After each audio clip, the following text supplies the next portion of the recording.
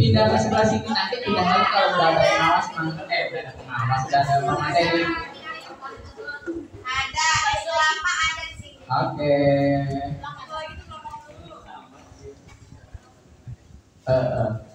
Beda nomor relatif. Pak Herman ayo satu coba.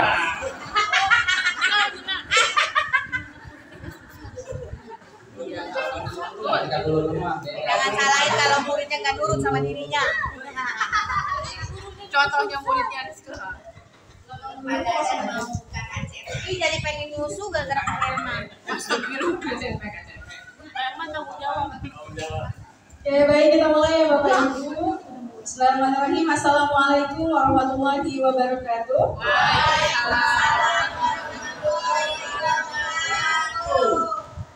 Yang terhormat Bapak Kepala Sekolah, Bapak Mulyadi SPD, dan Bapak Ibu guru sekalian, mohon izin hari ini di sesi yang pertama saya memandu untuk paparan dari Ustadz Dr. Suharta MA.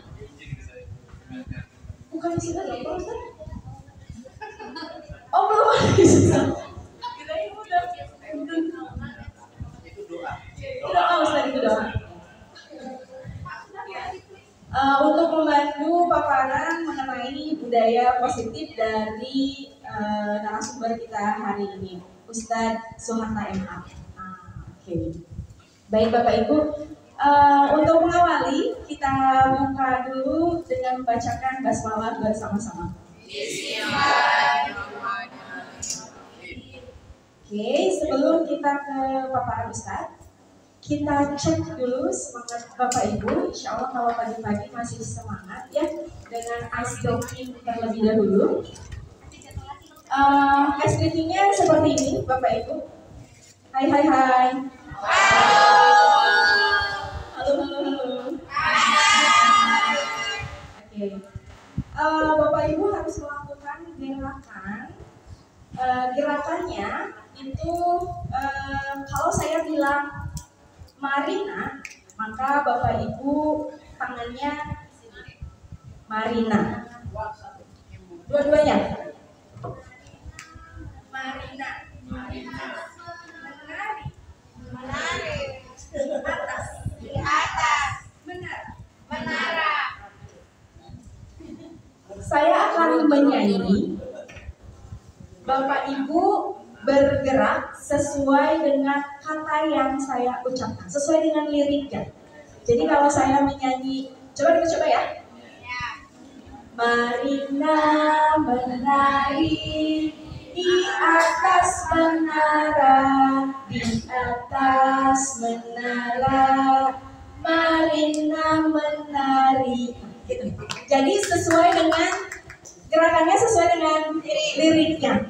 Kalau Marina di sini menari di atas menara. Oke. Bisa ya Bapak Ibu? Yuk kita coba. Marina menari di atas menara, di atas menara, Marina menari, menari, menari, Marina menara, Marina di atas Marina, menari, menari, menara Marina, di atas Marina, menari, menara.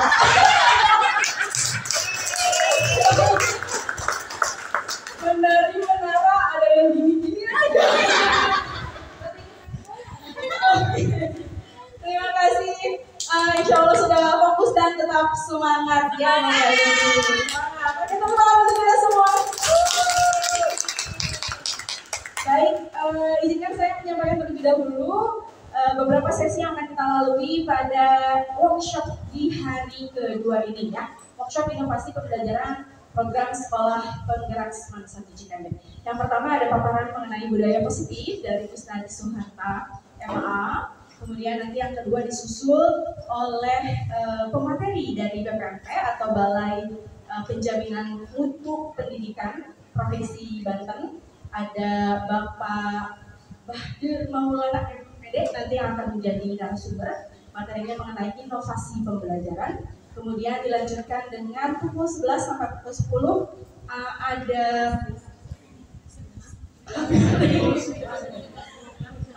kopi 15 menit, 10.45 sampai pukul 11. Kemudian 11 sampai pukul 12 dilanjutkan dengan Pak Herman. Nanti Bapak Ibu semua akan dipandu oleh Pak Herman untuk melengkapi dokumen pengolahan kinerja di PMM. Yang kemarin Bapak Kepala Sekolah sudah sampaikan dalam paparannya, itu kan masih beberapa guru tuh 50%, kemudian 23%. Nah, hari ini kita jadikan 100%. Kita penuhi dokumennya, kemudian kita selesaikan refleksi tindak lanjut dari setiap guru kepada observer dan sebaliknya. Oke. Setelah itu break, kemudian dilanjutkan lagi pukul 1 sampai pukul 15.55 dengan saya. Kita nanti akan membuat aksi nyata, merancang aksi nyata. Topik perencanaan pembelajaran yang kemarin sudah dipaparkan oleh Pak Abdul Somad. Nah, aksi nyatanya harus diselesaikan hari ini dan insya Allah Bapak Ibu bisa, karena CPATP sudah disusun, kemudian modul ajar saya yakin Bapak Ibu sudah pada punya, jadi tinggal dituangkan ke dalam aksi nyatanya. Oke. Kemudian terakhir seperti biasa referensi dengan Pak Agus Yono. Oke, itu Bapak Ibu yang akan agenda yang akan kita lalui pada kegiatan workshop inovasi pembelajaran di hari ini. Oke, tanpa berlama-lama kita sambut pemateri kita yang pertama, yaitu Ustaz Suharta MA untuk menyampaikan paparan mengenai budaya positif. Tapi sebelumnya mungkin ada yang bisa tanya dari Bapak Kepala Sekolah? Oh. Baik Bapak, silakan Ustaz. Baik, bismillahirrahmanirrahim. Assalamualaikum warahmatullahi wabarakatuh. Waalaikumsalam warahmatullahi wabarakatuh. Alhamdulillah, wassalatu wassalamu ala Rasulillah wa ala alihi wa ashabihi wa mawalah. Bapak Kepala Sekolah yang saya hormati, para wakil kepala sekolah, karyawan guru sekalian, baik dari dalam negeri maupun luar negeri, gitu.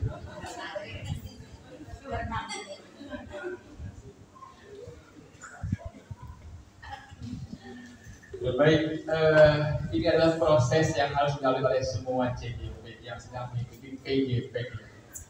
Jika sebentar lagi Bu Yana akan melalui ini, kemudian Pak Hadi juga akan melalui, insyaallah Bu Eris juga akan melalui, yang lain juga akan melalui proses ini. Karena itu saya menyesal dulu nggak tertib mengikuti setiap tahapan yang dilalui oleh CGP sebelumnya.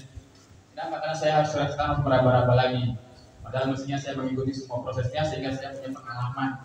Ketika saya jadi CGP, saya tinggal tune in, gitu ya. Baik, kita lihat saya punya apa ini.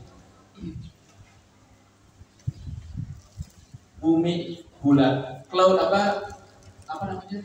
Kata kuncinya bumi itu bulat. Kira-kira kalau saya tambahkan 300 dengan 2 berapa nilainya? Kau tahu? Jangan-jangan dia sudah bocor ya? Sudah pernah? Saya aja ketinggalan zaman itu. Masya Allah. Coba deh yang ini. Menghitung hari. 2 tambah 3 sama dengan 5. 5 tambah 8 sama dengan 6. Kalau 2 tambah 9? Kok 2? Menghitung hari. 2 tambah 3 sama dengan 5. 5 tambah 8 sama dengan 6. 2 tambah 9? 7. Luar. Tepuk tangan buat kita semua. Kalau yang ini, pagi-pagi saya ada 2, siang saya ada 1. Kalau sore dan malam saya tidak ada. Saya berkepala tapi tidak berleher. Senang nggak? Kalau sudah besar, kepala saya hilang. Who am I? Huruf I. Luar biasa. Huruf I. Bu Nabil masih mencerna. Yang terakhir khusus buat ibu-ibu. Harta paling berharga. Wow, 3 ungu tambah 1 hijau berapa kira-kira? Ibu yang literasi keuangan yang cerdas dia akan bisa jawab. 50. Kok 50? Dari mana menambil? Kita lihat jawabannya. 3 ungu tambah 1 hijau sama 5 biru. Ya, 3 ungu tambah 1 hijau sama dengan 1 biru. 20.000 sama 20. Oke, itu untuk ini aja, untuk seringan. Ya, mari kita masuk ke materi kita. Ini Bunda bilang paling cerdas ya soal literasi keuangan. Kemarin tuh bagi saya tuh, bagi Pemda, Bunda bilang tuh belinya.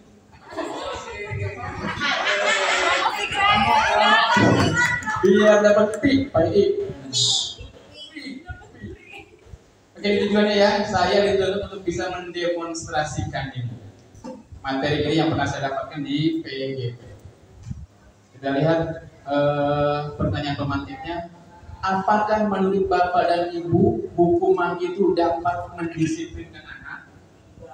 Tidak. Kenapa tidak? Karena tidak menimbulkan efek jerak. Berarti kurang sadis hukumannya, Pak. Kerjakan PR apa saya bunuh kamu. Baru anak pikirannya ada. Yang kedua, pemberian hukuman dalam hal positif seperti membaca, membersihkan masjid dan sebagainya itu dapat meningkatkan disiplin anak. Ya apa enggak ya? Mitos apa fakta? Yang ketiga, memberikan penghargaan dapat meningkatkan motivasi dari anak. Mitos apa fakta? Kita akan lalui jawabannya bersama-sama. Oke?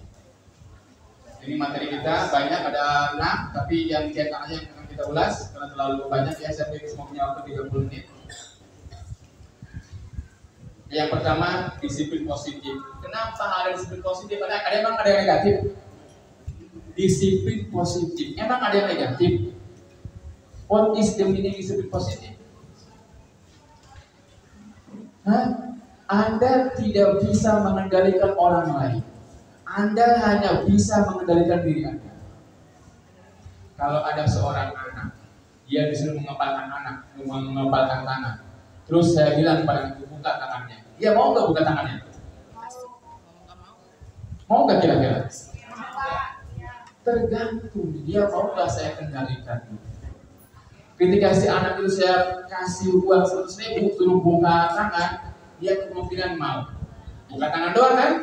Kemungkinan besar mau, tapi bukan berarti saya bisa mengendalikan dia.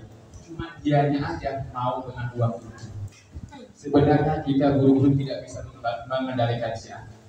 Karena itu karena kehadiran Dewantara, disiplin itu adalah kita mau melakukan sesuatu kebaikan sesuai dengan peraturan atas inisiatif dari diri kita, atas kemauan kita tanpa paksaan dari rumah. Itulah disiplin itu menurut kehadiran Dewantara, dan itu yang dimaksud dengan disiplin positif. Berarti yang negatif itu disiplin yang dimana anak harus dipaksa dengan hukuman. Gitu ya, maksudnya negatif itu. Kita lihat semua perilaku anak itu punya tujuan. Kalau ada anak pas yang pertama dia malah nongkrong di kantin, bukan di jam nyambung titik yang pertama atau di kelas, dia punya tujuan nggak? Pasti dia punya tujuan. Apa? Dia bikin sampah. Di rumahnya nggak ada yang bikin sampah di rumah. Kalau ada anak yang isengin temennya, mau ngumpetin atau mempermainkan melempar-lempar barang temennya begitu biar temennya nangis itu dia punya tujuan. Apa itu?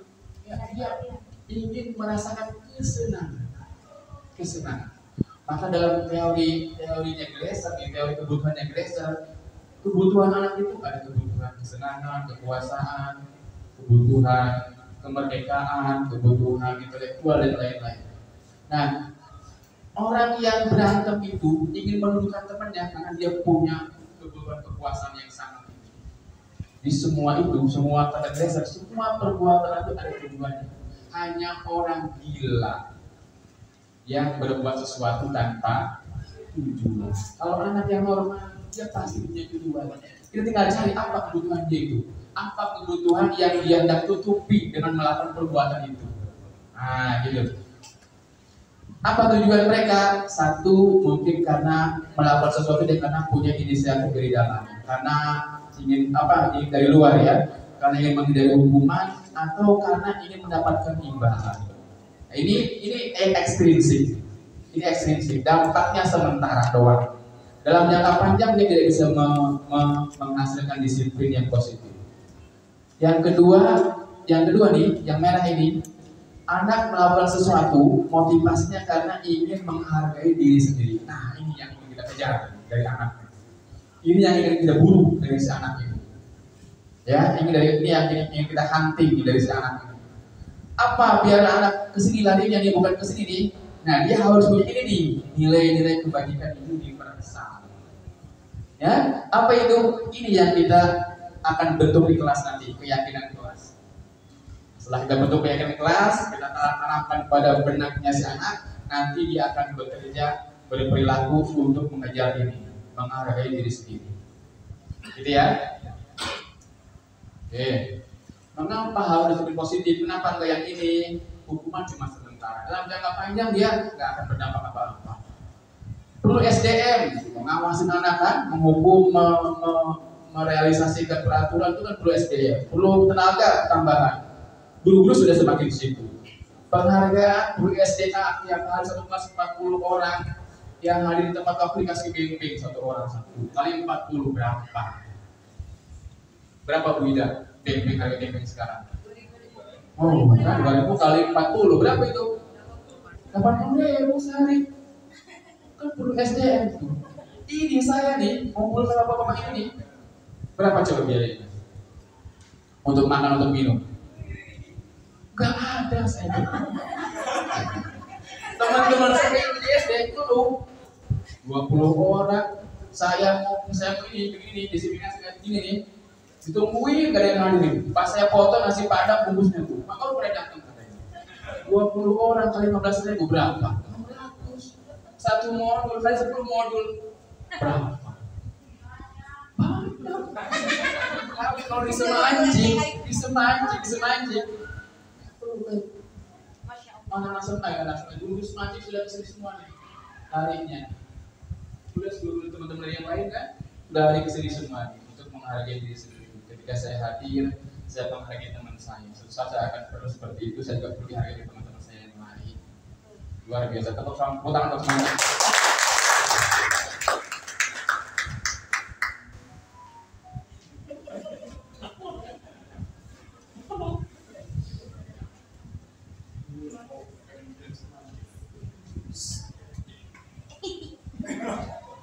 Menumbuhkan kreativitas anak, membunuh kreativitas anak.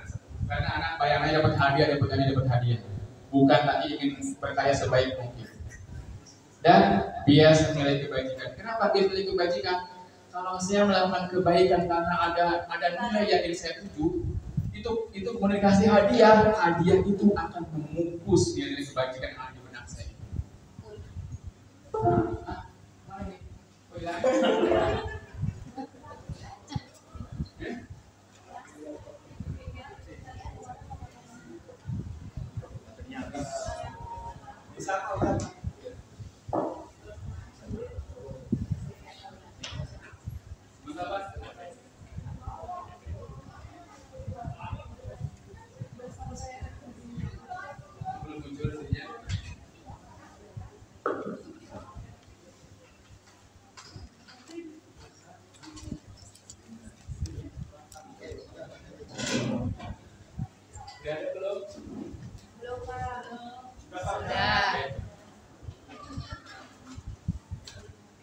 Sudah sampai di sini. Jadi ya bisa menghapuskan nilai-nilai kebajikan. Di dalam jangka panjang tidak akan penghargaan, tidak akan hukuman. Tapi yang kita terpaham tentang keyakinan anak. Oke, ini tadi ya.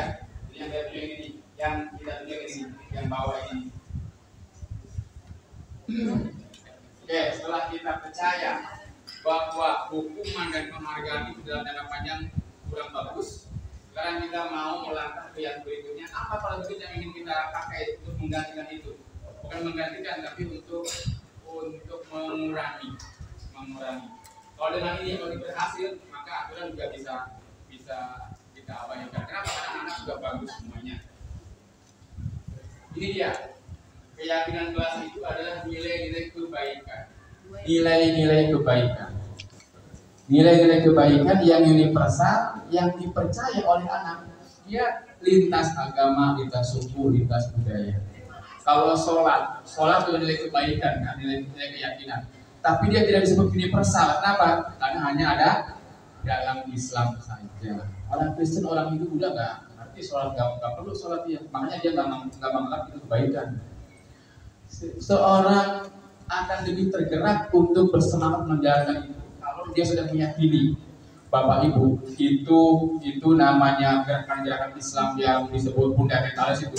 Mereka bersikukuh ingin menerapkan syariat Islam. Kenapa? Karena hukum itu akan efektif dilaksanakan kalau berdasarkan keyakinan warganya. Memang betul. Makanya kemudian dihajar pun ke sini larinya. Kayak Mendikbud ke sini ya larinya mengejar keyakinan ini. Murid-murid perlu dipahamkan mengenai ini. Biar mereka apa? Biar mereka mengikuti aturan itu tahu kenapa saya harus mengikuti aturan ini, bukan karena takut, bukan karena ingin dikasih apa-apa. Oke? Ini dia. Kita bikin di kelas tahapan menyusun keyakinan. Pertama, curah pendapat di kelas. Kita bikin aturan di kelas. Tulis semuanya, baik yang bernilai negatif maupun positif. Tulis semuanya. Setelah itu catat semua masukan dari anak-anak, kemudian ganti kalimat yang negatif menjadi positif. Seperti begini. Nah, di sini ada yang negatif di sini, ada yang negatif di sini. Misalnya tidak menghargai sesama teman. Diganti dengan menghargai sesama teman. Jadi semuanya positif semua kalimatnya. Setelah itu, dari nilai-nilai aturan ini apa keyakinan yang bisa kita ambil? Misalnya ini, mendengarkan guru, menghargai sesama teman, datang tepat waktu, tapi saling menghormati. Menghormati guru, menghormati teman, menghormati waktu.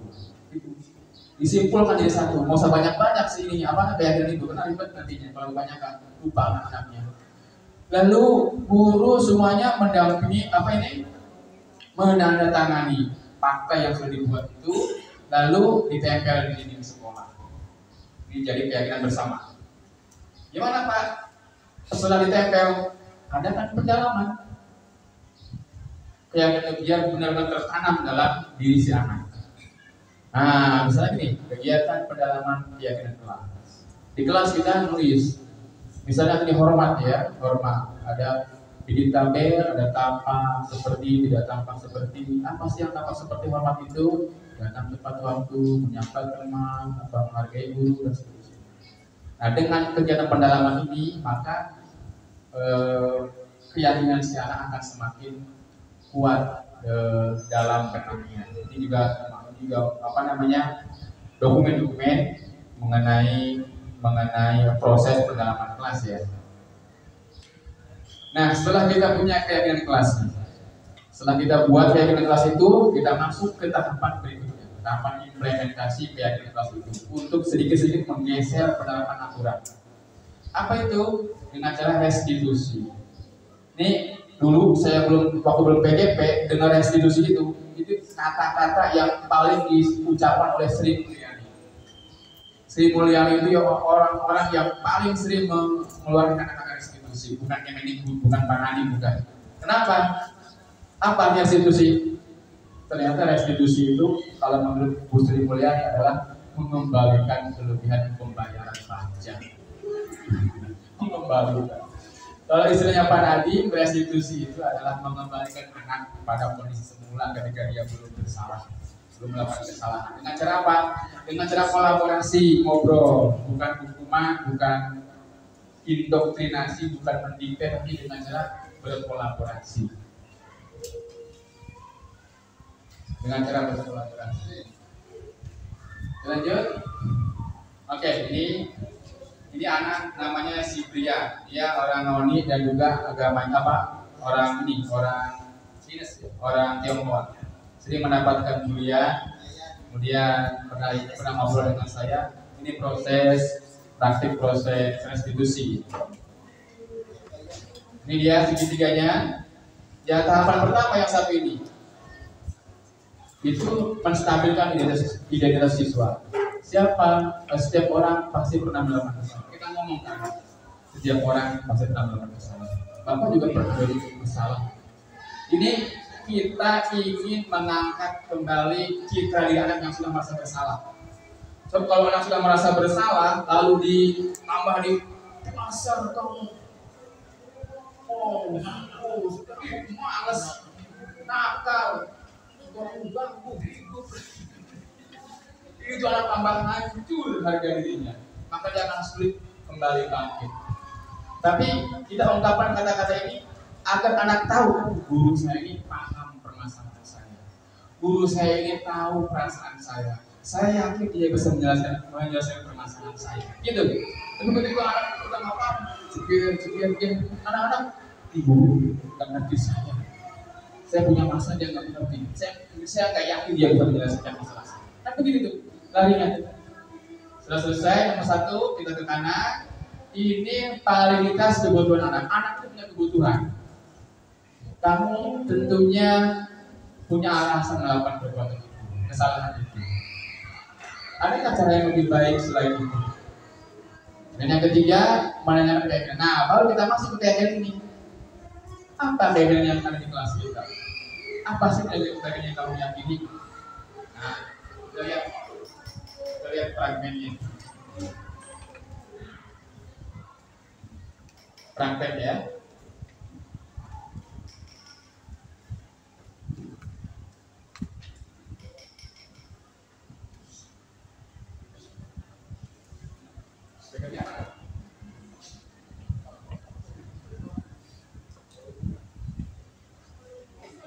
Gak ada suaranya, Pak. Gak Yang kedengeran.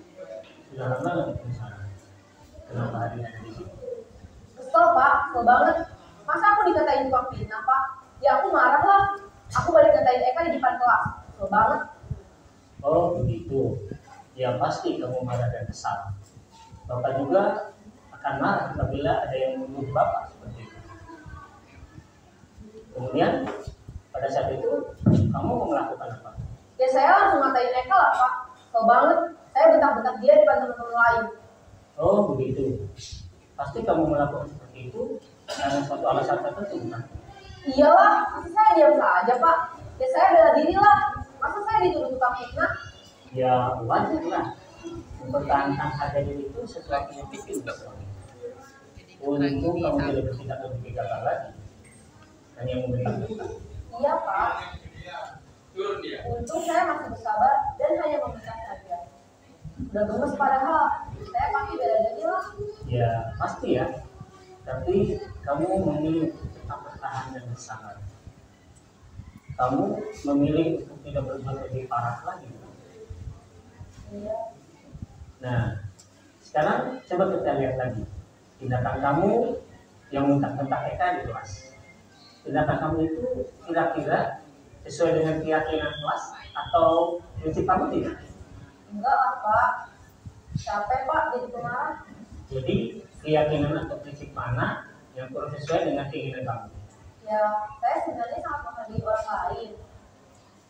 Mungkin saat itu saya menjadi emosi, jadi tidak menunjukkan sikap itu. Kamu meyakini tidak? Menghargai orang lain itu penting buat kamu. Yakinlah Pak. Iya, setuju. Kita harus saling menghargai. Namun ada juga keyakinan yang kita sepakati yang perlu kita jalankan apabila kita sedang marah, bukan? Ya, saya bisa lebih proaktif, mulai dengan diri sendiri. Saya bisa jadi lebih sabar, mengambil waktu jeda untuk berpikir mau apa selanjutnya. Kira-kira kamu bersedia memperbaiki masalah ini tidak? Sedia Pak. Kalau kamu memperbaiki masalah ini, kamu akan menjadi orang seperti apa? Saya akan menjadi orang yang bertanggung jawab kali ya Pak. Dan senantiasa proaktif. Iya. Menurut kamu, bagaimana rasanya menjadi orang seperti itu? Ya nyaman lah, bangga bisa bersabar dan menahan diri. Baiklah kalau begitu. Yuk kita pikirkan bagaimana memperbaiki masalah ini. Itu proses restitusi untuk mengembalikan seorang anak melakukan kesalahan, memarahi teman-temannya kepada kondisi semula, bukan dipisahkan dari lingkungannya, tapi diolah kembali biar kembali seperti semula. Baik, sebenarnya penjelasan yang tadi ini ya, ini kalau kira-kira kalau anak yang proses penanganannya tidak berhasil, tidak proses restitusi, tapi ini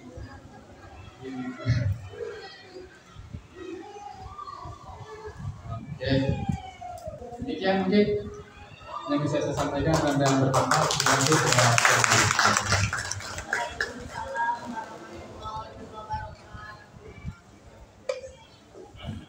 Baik, terima kasih Ustadz Suhata MA atas paparannya mengenai budaya positif. Nah, Bapak Ibu, ada PR untuk Bapak Ibu. Tadi kan nggak akan ada sesi tanya jawab ya, kita sudah sepakat. Tapi ada PR untuk nanti di tahun pelajaran baru 2024-2025, Bapak Ibu semua diwajibkan untuk membuat keyakinan kelas di kelasnya masing-masing. Alhamdulillah kemarin paparan refleksi observasi dari Pak Kepala Sekolah itu hampir semua guru sudah membuat keyakinan kelas di kelasnya masing-masing. Tapi masih ada beberapa. Nah, di tahun pelajaran baru, Bapak Ibu diharapkan untuk semuanya membuat keyakinan kelas. Gitu ya Bapak Ibu. Dan nanti ini akan dimintai laporannya ya, bukan laporan, maksudnya sudah melakukan buktinya. Buktinya bahwa Bapak Ibu sudah membuat keyakinan kelas, nanti ditindaklanjuti oleh tim kurikulum, begitu ya Bapak Ibu. Oke, sesi 1 selesai, alhamdulillah. Dan di pagi hari ini sudah datang di tengah-tengah kita Bapak Bahdur Maulana MPD dari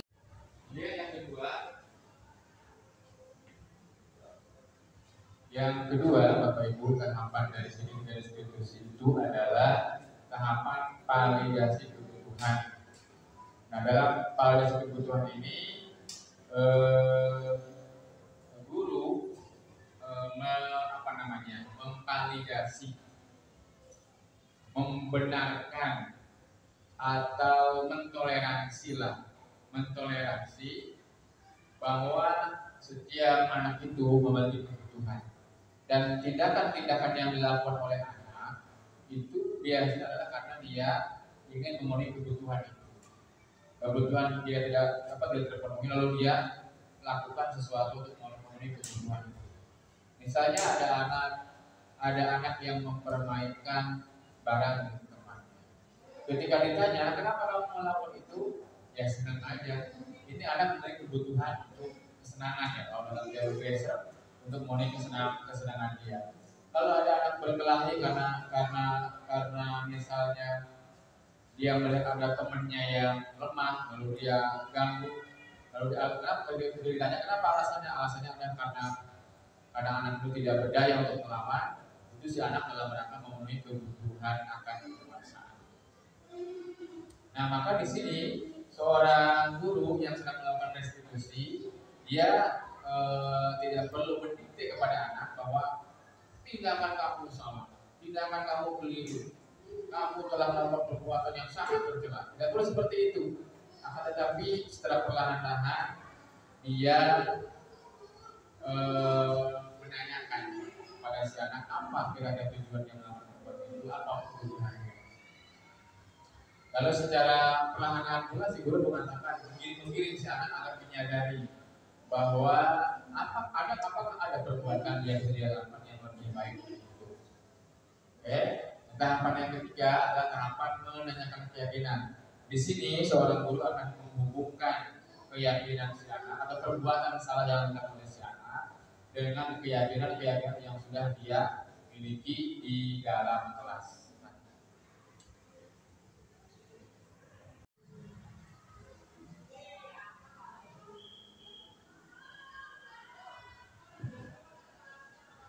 Baik, terima kasih Bapak Ibu atas pertanyaannya. Saya akan coba bahas ya sedikit pertanyaan-pertanyaan dari Bapak Ibu sekalian.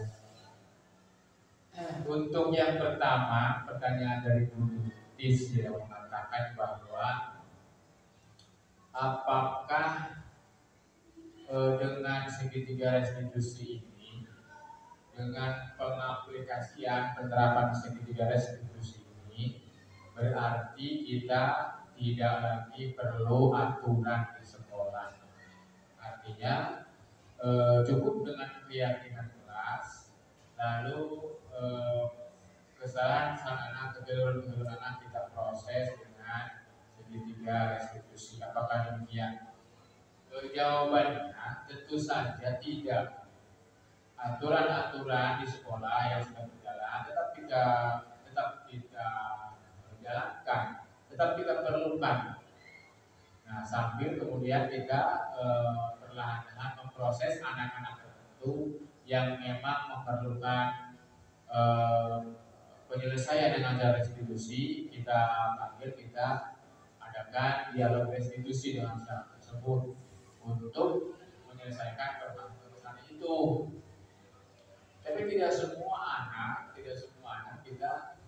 kesalahan anak kita selesaikan dengan restitusi. Kesalahan anak yang sederhana, yang kecil, misalnya di kelas atau di luar kelas, itu bisa diselesaikan dengan cara langsung tanpa harus mengikuti tahapan restitusi. Kalau semua peristiwa, semua kesalahan yang dilakukan oleh anak diselesaikan melalui segitiga restitusi, tentu saja akan memakan waktu yang banyak, sumber daya yang banyak, yang malah cenderung berlebih-lebihan ya. Maka kesalahan anak yang sederhana, yang kecil bisa diselesaikan langsung, diselesaikan tanpa harus mengikuti tahapan-tahapan sebagaimana tahapan yang dilakukan dalam segitiga restitusi ya. Kemudian peraturan-peraturan yang sudah berjalan tetap dijalankan seperti biasa, tanpa mengabaikannya. Kalau semua di peraturan dihilangkan, dinonaktifkan gitu, tidak digunakan dalam menggunakan restitusi saja, maka tadi pertama yang saya restitusi sendiri tidak diterapkan untuk semua anak. Yang kedua, kalau peraturan itu diterapkan, nanti akan banyak pelanggaran, akan terjadi banyak pelanggaran. Nah, cuma proses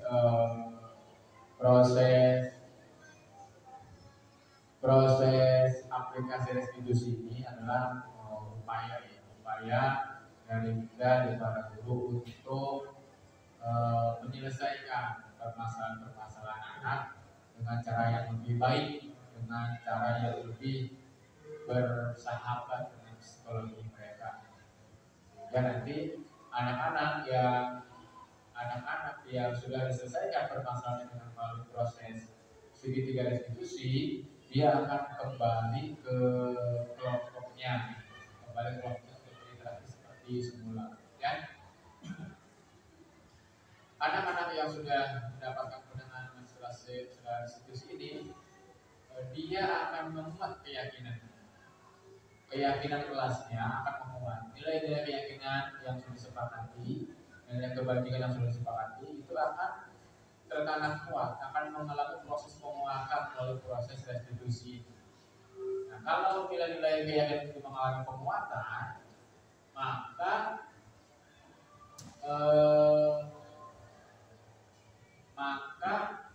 si anak ini kemungkinan untuk melakukan kesalahan itu akan semakin kecil.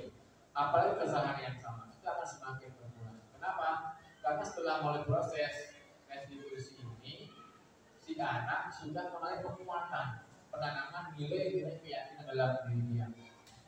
Kalau sudah kuat nilai-nilai keyakinan tertanam dalam diri dia, maka dia tidak punya niat untuk melakukan kesalahan. Dia tidak punya keinginan untuk melakukan melanggar nilai-nilai keyakinan yang sudah tertanam kuat di dalam diri dia. Sehingga dalam jangka panjang nanti tingkat pelanggaran di sekolah, tingkat pelanggaran di kelas akan semakin turun, semakin berkurang. Kenapa? Karena sebagian anak sudah melalui proses restitusi. Di mana dalam proses restitusi itu anak mengalami penanaman nilai-nilai yang kuat dalam diri dia, sehingga dia akan cenderung untuk lebih taat terhadap aturan, bukan karena takut pada hukuman, bukan karena takut pada guru, tapi karena dia menyadari bahwa dia mestinya menghargai nilai-nilai keyakinan itu. Dia mestinya menghargai diri dia mestinya menghargai visi hidup dia menjadi orang yang baik. Gitu ya. Di peraturan tidak bisa kita bilang. Peraturan tetap ada. Cuma nanti kalau proses restitusi itu sudah berjalan, sudah budaya di sekolah kita, maka nanti perbuatan yang melanggar aturan akan semakin berkurang, semakin mengecil begitu. Kenapa? Karena orang-orang yang biasa melakukan pelanggaran sudah dinetralisir, dia sudah kembali ke lingkungannya masing-masing, sehingga nanti inisiatif untuk mengulangi kesalahan itu semakin berkurang. Begitu Bu, ya. Jawab. Kalau memang belum terjawab belum jelas, ya silakan kembali. Kemudian pertanyaan yang kedua dari Pak Maman, luar biasa Pak Maman ini sekali, bahkan bisa dibilang man of the match dalam acara kita.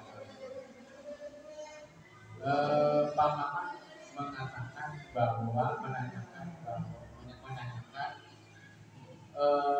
apakah keyakinan yang dimaksud itu bisa bersumber dari keyakinan agama ini dari agama. Ini yang pertama. Baik, di awal sudah saya singgung bahwa keyakinan yang dimaksud dalam praktek restitusi ini adalah keyakinan universal, keyakinan yang umum. Universal itu maksudnya keyakinan yang diakui oleh semua orang, lintas golongan, lintas suku, lintas agama, lintas keyakinan primordial. Kalau keyakinan agama, dia tidak universal. Misalnya sebagai umat muslim kita wajib melaksanakan sholat karena itu dari kebajikan. Orang Islam yang rajin sholat, dia sudah rajin melakukan kebajikan. Tapi apakah sholat itu nilai kebajikan yang diakui oleh penganut agama lain, oleh penganut agama lain seperti Kristen, Nasrani, Hindu, Buddha, Yahudi? Apakah mereka juga meyakini bahwa sholat itu merupakan nilai kebajikan yang harus diyakini oleh mereka? Jawabannya tidak. Orang-orang Nasrani, orang Yahudi, orang Hindu, orang Buddha tidak meyakini bahwa sholat itu adalah nilai kebajikan yang harus diyakini oleh mereka. Demikian juga misalnya rajin membaca Al-Quran atau rajin pergi ke gereja, rajin pergi ke pura. Apakah itu nilai kebajikan yang bisa kita aplikasikan di kelas kita sebagai salah satu nilai keyakinan dan kebajikan yang bisa diaplikasikan dalam praktek restitusi? Itu tidak. Kenapa? Karena memang rajin ke gereja, rajin ke pura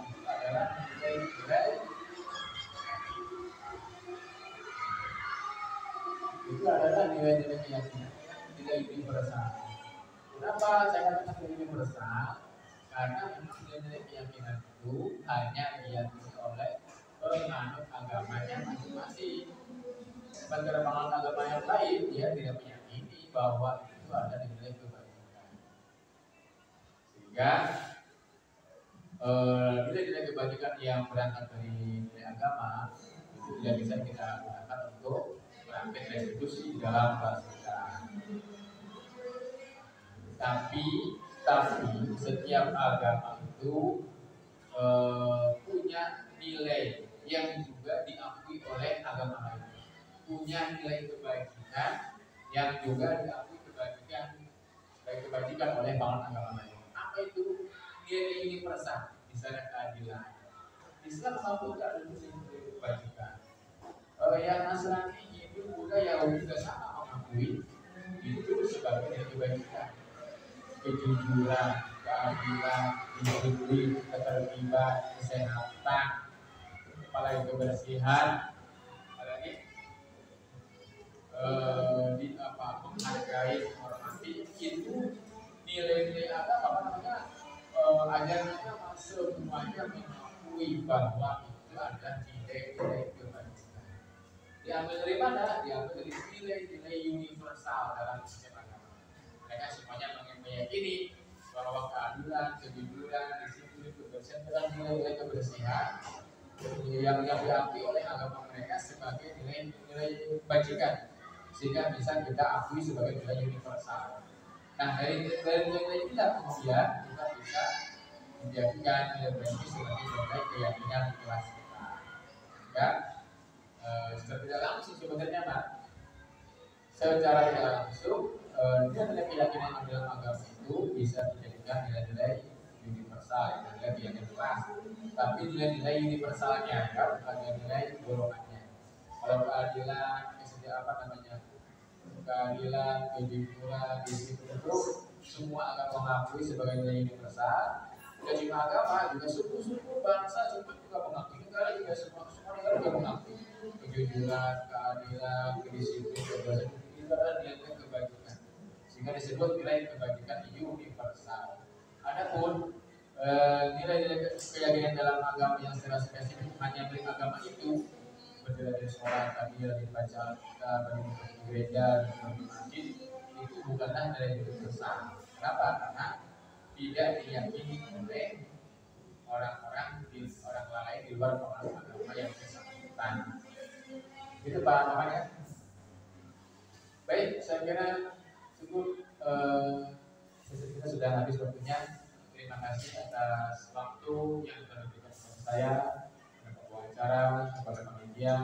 Terima kasih. Mudah-mudahan mendapatkan balasan yang setimpal dari Allah Subhanahu wa Ta'ala. Wallahu muwaffiq ila aqwamit thoriq. Nun warahmatullahi wabarakatuh. Assalamualaikum warahmatullahi wabarakatuh.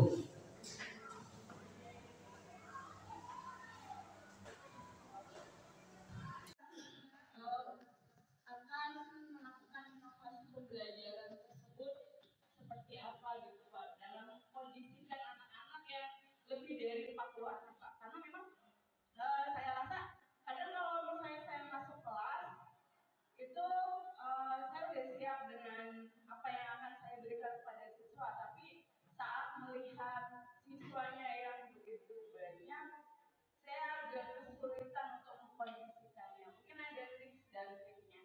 Terima kasih Bapak. Assalamualaikum warahmatullahi wabarakatuh. Memahami gitu. Jadi kelasnya ramai, jadi kelasnya terganggu. Nah kadang itu jadi kalau begitu ya udah di mana ya tempat yang enak kan gitu ya. Yang di lapangan rebutan dengan guru olahraga, mau di taman juga rebutan dengan guru biologi dan lain-lain. Nah kebetulan saya guru fisika Pak, jadi kadang memang ketika mau berinovasi itu lebih banyak mengimplementasi itu dengan kehidupan bermakna gitu. Artinya kehidupan sehari-hari. Misalnya dalam hal pengukuran, kita menggunakan alat ukur itu biasanya benda-benda di sekitar itu yang ada di dalam yang ada untuk digunakan sebagai objek pengukurannya. Nah, tapi kan kadang ada guru-guru yang ini kok belajarnya di luar terus gitu, akhirnya ramai tidak kondusif dan lain-lain. Nah, mohon tanggapan dari Bapak atau sarannya seperti apa? Terima kasih. Assalamualaikum warahmatullahi wabarakatuh. Waalaikumsalam warahmatullahi wabarakatuh.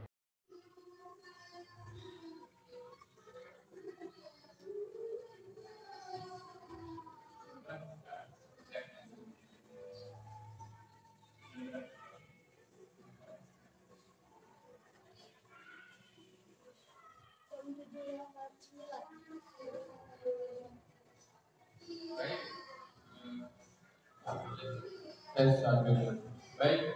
Kita lanjutkan, Bapak Ibu, kita sudah melihat fragmen tadi, tayangan fragmen singkat yang menggambarkan mengenai proses restitusi pidana restitusi yang melibatkan seorang guru dengan seorang anak. Di sana kita bisa menyaksikan bahwa segitiga restitusi ini betul-betul diikuti oleh seorang guru dalam dialog dengan seorang anak.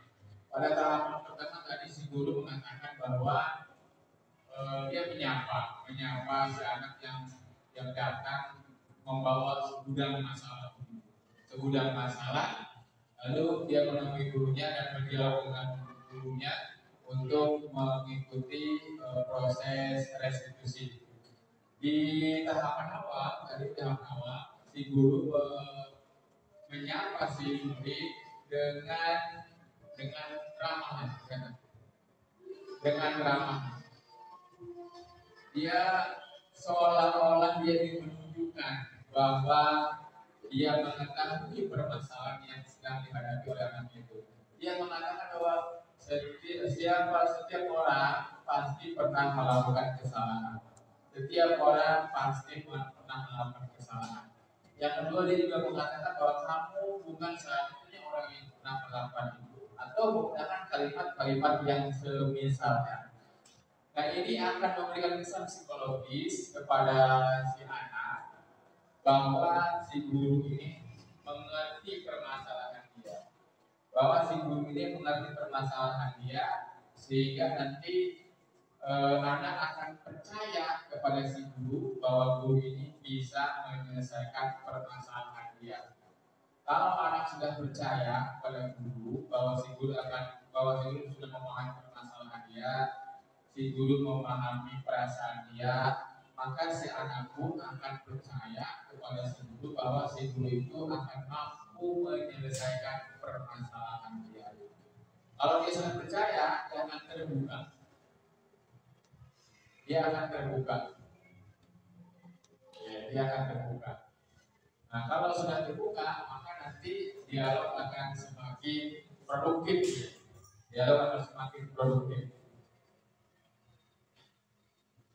Baik, kemudian dialog pun akan masuk ke tahapan yang kedua.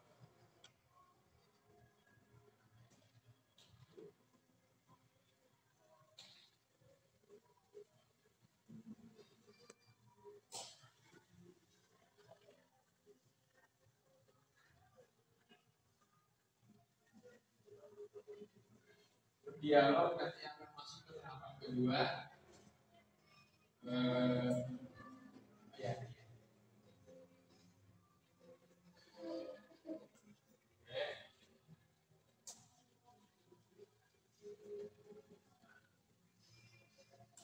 Ini kata-kata yang bisa diungkapkan oleh seorang guru. Guru berkata, berbuat salah itu hal yang manusiawi. Tidak ada manusia yang sempurna. Nobody perfect. Kemudian Bapak Ibu juga pernah berbuat salah, sebagaimana kami pernah berbuat salah. Kita pasti bisa menyelesaikan masalah ini. Dan kata-kata lain yang menunjukkan bahwa si guru itu betul-betul mengerti perasaan yang sedang dihadapi oleh anak. Yang berikutnya, tahapan yang berikutnya dalam proses restitusi, apa ya?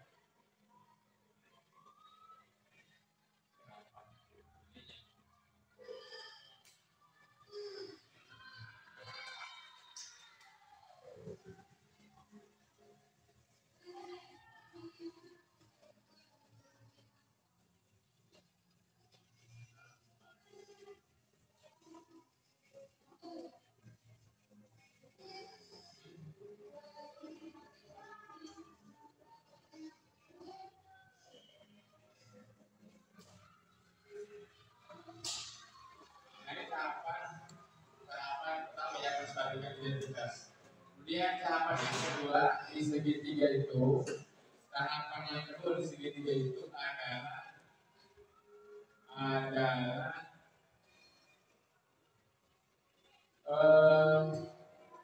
nah ini Bapak Ibu ya, kalau si anak punya masalah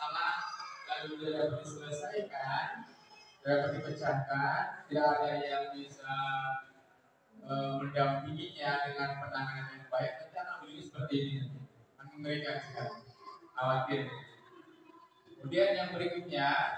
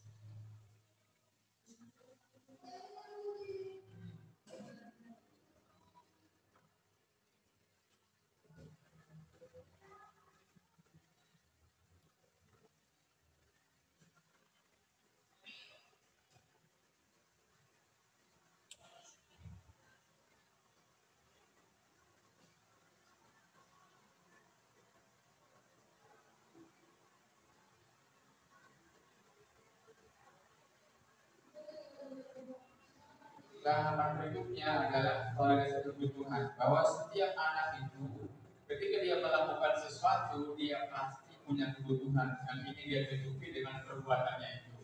Misalnya ada anak yang datang terlambat, dia tidak langsung masuk ke sekolah, masuk ke kelas, tapi dia langsung ke kantin dulu. Dia punya kebutuhan karena dia belum sarapan dulu. Kita tidak bisa bertindak otoriter ya. Kata-kata yang bisa diungkapkan seperti ini, nah, kamu pasti bisa melakukan perbuatan yang lebih buruk dari itu, tapi kamu tidak melakukannya. Kamu pasti punya alasan melakukan perbuatan itu. Kamu pasti punya kepentingan. Apa sebenarnya kepentingan yang kamu ingin tampilkan? Kamu boleh tetap berusaha menjaga sikap itu, tapi tanamkan sikap yang lainnya. Nah, ini kata-kata motivasi dulu. Misalnya, apakah kamu bisa melakukan yang lebih baik dari itu? Ini tahapan yang kedua, fungsinya adalah untuk memvalidasi kebutuhan si anak. Karena setiap anak pada saat memiliki kebutuhan dan dia bertindak dalam rangka memenuhi kebutuhannya itu. Yang ketiga dalam segitiga restitusi, Bapak Ibu, adalah tahapan menanyakan keyakinan. Nah, nanti kesalahan-kesalahan si anak kita hubungkan dengan keyakinan yang dimiliki oleh si anak yang mendasari perbuatan dia. Ini syaratnya tadi ini setiap kelas harus sudah punya keyakinan kelas. Bentuk ya.